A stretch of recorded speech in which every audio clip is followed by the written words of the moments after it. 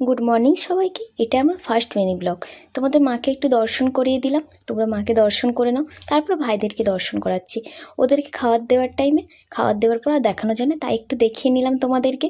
এবার যে আমাদের চা খাওয়ার টাইম, তো পুজো করার পরে, খাবার দেওয়ার পরে চলে এসেছি আমার আর মায়ের জন্য চা বানাতে। চা খাওয়ার পরে বাড়িতে যাবতীয় যে কাজগুলো থাকে সেগুলো তো করতেই হবে, সেগুলো আমার দায়িত্ব। তো সেই কাজগুলো করলাম। বিছানা গোছানো, ঘর মোছা, সমস্ত কিছু কমপ্লিট। বিছানা গোছানো আমার কমপ্লিট হয়ে গেছে।